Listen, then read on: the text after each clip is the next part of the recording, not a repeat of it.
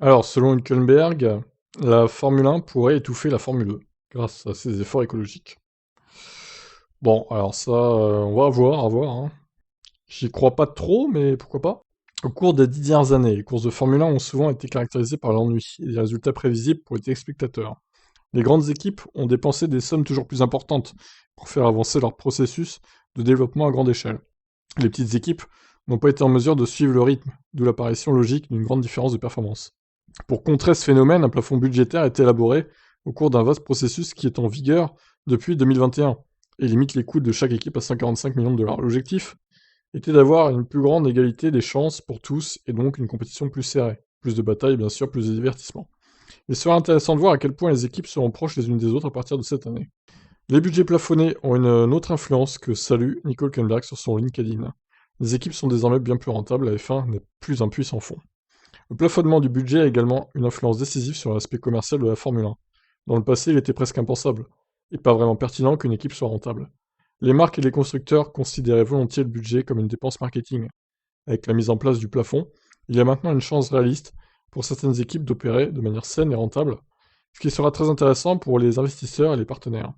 Il est important d'ajouter que toute nouvelle équipe doit payer une sorte de droit d'entrée de 200 millions de dollars, un fait qui aura certainement un effet très positif sur la valeur des équipes actuelles.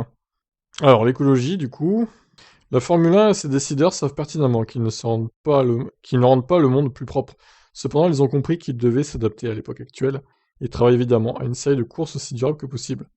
Pour les fans potentiels, la question de la durabilité de l'environnement joue un rôle de plus en plus important et les sponsors potentiels accordent également une grande attention à ce facteur lorsqu'ils s'engagent. L'une des nombreuses mesures prévues est l'introduction à partir de 2026 d'unités de puissance qui n'utiliseront pas d'essence conventionnelle, mais du carburant synthétique.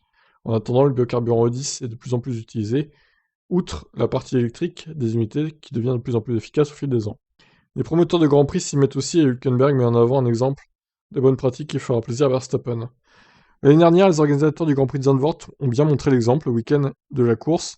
Les spectateurs n'étaient tout simplement pas autorisés à se déplacer en voiture et à arriver sur le circuit à vélo ou en train.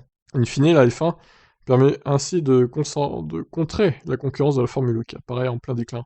En somme, ce n'est certainement pas une coïncidence si un constructeur comme Mercedes se retire de la Formule 1, censé être durable, pour se concentrer pleinement sur la F1. Et si Volkswagen, avec ses marques sportives Audi et Porsche, étudie également de manière intensive une participation à partir de 2026. Mais ne peut-on pas regretter tout de même le bruit des anciens moteurs atmosphériques? Pour nous, pilotes, les V10 ou V8 hurlant d'hier étaient juste un peu plus excitants et le son était tout simplement légendaire. Mais je suis sûr que les décideurs ont tiré les bons leviers en termes de durabilité et continueront de le faire sans nuire à la valeur du divertissement de la série de courses.